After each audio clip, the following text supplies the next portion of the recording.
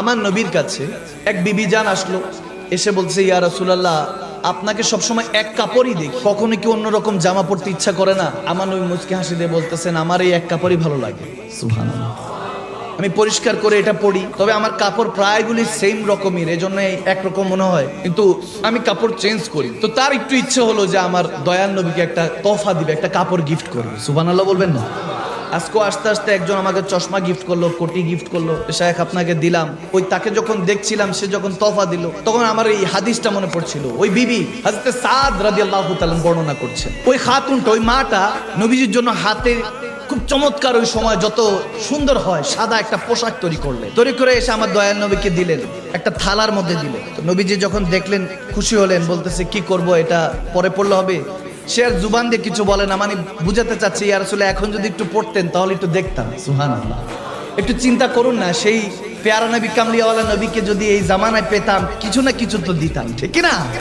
হয়তোবা জানটা কম হয়ে যেত, তারপরও যতটুকু পারতাম অতটুকু করার চেষ্টা করতাম। তো যখন ওই খাতুন, ওই মাটা যখন তোহফাটা পেশ করলেন, আমার নবী বলেন, ঠিক আছে ইন্তজার করো। ভিতরে গেলেন, তাইবান শরীফ জামাটা চেঞ্জ করে এসে পরিয়ে যখন দাঁড়ালেন, খাতুনটা খুশি, ওই মাটা খুশির চোটে চোখ দিয়ে পানি চলে আসে। তো চোখ দিয়ে পানি পড়তেছে একটার পরে আমার নবী বলছে, খুশি তো? ইয়া রাসূলুল্লাহ, বাস আলহামদুলিল্লাহ। খুশি হয়ে তখন চলে গেলেন। তো পাশেই আব্দুর রহমান বিন আওফ রাদিয়াল্লাহু তাআলা দাঁড়িয়ে আছেন।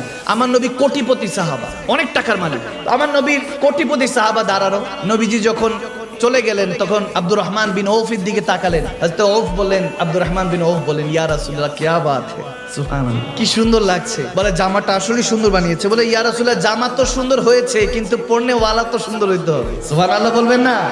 বলে, এমন একটা সৌন্দর্য জামাটা লাগছে, কারণ আপনি পড়েছেন, এখন এটা আরো বেশি দামি হয়ে গিয়েছে, কারণ আপনি যেখানে চলে যান আরশো চুমু খেতে চায় আপনার জুতা মোবারকে, আর আমরা তো কিছুই না। ইয়া রাসূলুল্লাহ, আপনাকে বেশি সুন্দর লাগছে। এখন এমন ভাবে রাখছে, তখন আব্দুর রহমান বিন আওফ এমন ভাবে বলছেন, আমার নবী বলছে যে তোর পছন্দ হলে আমি তোকে খুলে দিয়ে দিই। তখন বলছি, ইয়া রাসূলুল্লাহ, আপনার কারণ, আপনার দয়া, অথচ কোটিপতি সাহাবা। নবীজি বলেন, আচ্ছা ঠিক আছে দাঁড়াও। যখন ভিতর থেকে আবার নবীজি কুর্তাটা খুলে, নতুন জামাটা মাত্র যেটা পেয়েছেন এটা খুলে আব্দুর রহমান বিন আওফকে দিয়ে দিলেন। সুবহানাল্লাহ। যখন নিয়ে তখন তিনি চলে যাচ্ছেন, সাহাবারা একটু কটু কথা শোনানো শুরু করলো, আপনি কোটিপতি সাহাবা, নবীজি মাত্র একজন বেচারি দিয়ে গেল শখ করে, আপনি কেন নিয়ে নিলেন? আমার নবী যখন দিচ্ছিলেন, মজার কথা, এখানে হাদিসে এরকম বলছেন, আমার নবী বলেন, যে এসেছিল আমাকে এই তোহফাটা দিয়েছে সেও রাজি থাক, তুই চেয়েছিস তুইও রাজি থাক। সুবহানাল্লাহ। দুজনেই রাজি থাক। এখন দেখেন আমার কত কত ইমানরা বলেন, সব চাতে হ্যায় রাজা ইলাহি আর খুদা চাতে হ্যায় রাজায়ে মুহাম্মদ। সবাই চায় আল্লাহকে রাজি করতে, আল্লাহ চান আমার হুজুরকে রাজি করতে। সুবহানাল্লাহ।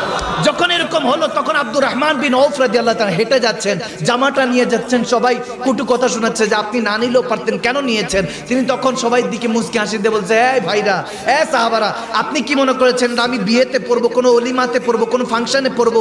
না না, আমার নবীর জিসম মুবারকের সাথে জামা লেগেছে। আরে তুমি জানো না আমার নবীর শান কত উঁচা?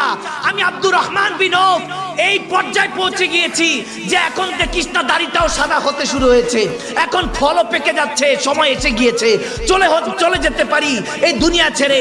আল্লাহর কাছে কিছু না কিছু তো দেখাতে হবে। উহুদে শামিল হয়েছি, বদরে শামিল হয়েছি, শহীদ হই নাই, কিন্তু আমার কোনো আমল মনে হয় না আল্লাহ পছন্দ করবে। এজন্য হুজুর যখন জিজ্ঞেস করছে আমার আকা যে আব্দুর রহমান বিন আওফ পছন্দ হয়েছে, খুলে দিয়ে দিব, মানার করি নাই, যে চলে তো যাব, যেতে যেতে আমি ওয়াসিয়ত করে যাব পরিবারের কাছে, যখন আমি কবরে শোয়াবি, আমি যখন মৃত্যুর বিছানায় শুয়ে যাব, কবরে আমাকে রাখার সাথে আমার নবীর কাপড়টা আমার সাথে পাঠিয়ে দিস। সুবহানাল্লাহ। আল্লাহ।